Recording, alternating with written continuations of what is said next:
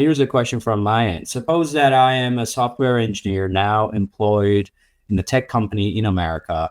I'm on H-1B, and this is going to affect me and my family. And going back to my home country isn't really in my interest, at the very least in my family's interest. So I will definitely be looking for alternative ways.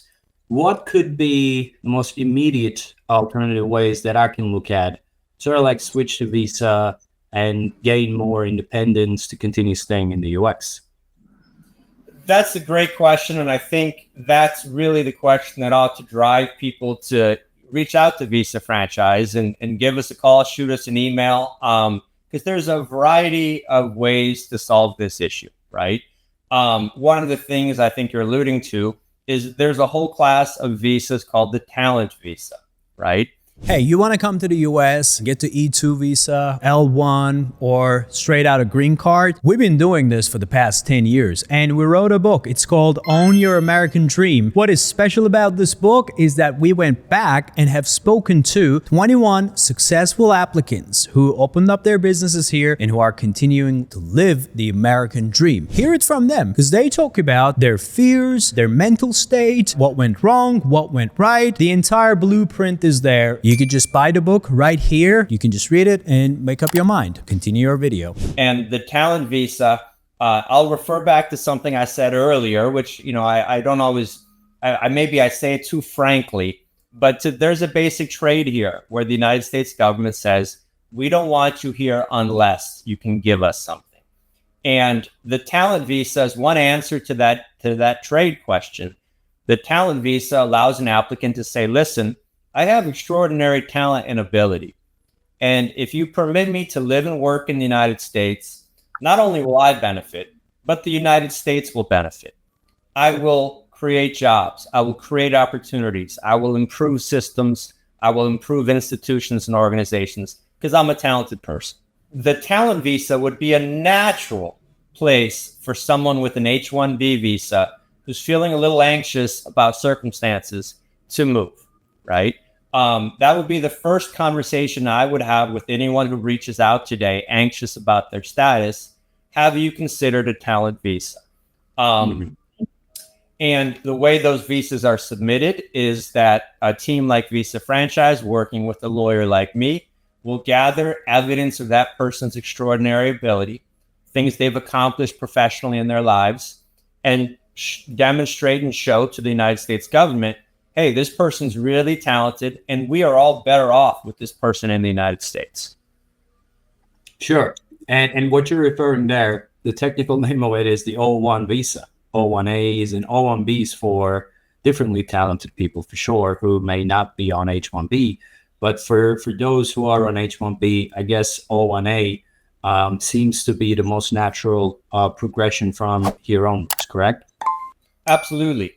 And the O1 also kind of has a big brother with some of these, what we call the EB applications, where someone with real demonstrable extraordinary talent can not only apply for a visa and be given one, but can also apply for permanent residence. I saw in one of the conversations online since yesterday, I'm not an engineer, I'm not a software guy. Someone made the claim that for job positions with Amazon hosting employers, there are something like 100 applicants for every engineer hired, right? 100 applicants. And again, I don't know if that number is legitimate, but I think the point is legitimate in such that there are a lot of talented people. There are a lot of people who've studied computer science, computer engineering, and there aren't necessarily enough jobs for all of them, right? I think those are the circumstances that give rise to this protectionist impulse in the United States, right?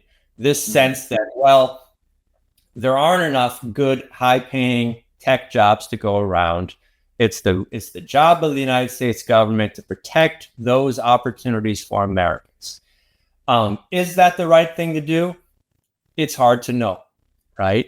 I think anyone who's studied the American economy and the American tech sector over the past 20, 30 years would have to conclude that tremendous innovation has been brought to the United States by immigrants and by visa holders, right? There was a lot of talk about this very issue at the end of 2024. I may mispronounce his name, but American politician Vivek Ramaswamy, I think his last name is. Vivek Ramaswamy, correct.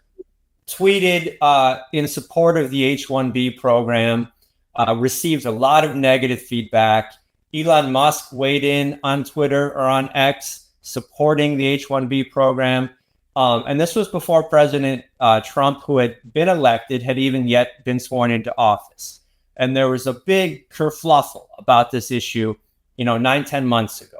And one of the points that Elon Musk made at the time was that he feels he is only in the United States today because of programs like H-1B. And the fact that the United States can point to companies like Tesla, or I believe he worked in the early days of PayPal, right? Or his SpaceX rocket program, is because of talented non-Americans like Elon Musk, who decided to immigrate to the United States and have radically improved the quality of life and the economy in the United States. So I think Billionaire Investor raises a good point that the United States needs to find a balance. And for those in the audience listening who, as you point out, maybe hold H-1Bs or are thinking of applying for H-1Bs, I think the message is don't give up, right? There is a path to a visa in the United States. There's a path to a green card. There's a path to citizenship in the United States. And in times like now, what's important is just making wise strategic decisions about which is the best path for you. And if H-1B right now looks a little more challenging, look into the O1, look into the L1. The L1 is another great visa opportunity for talented workers.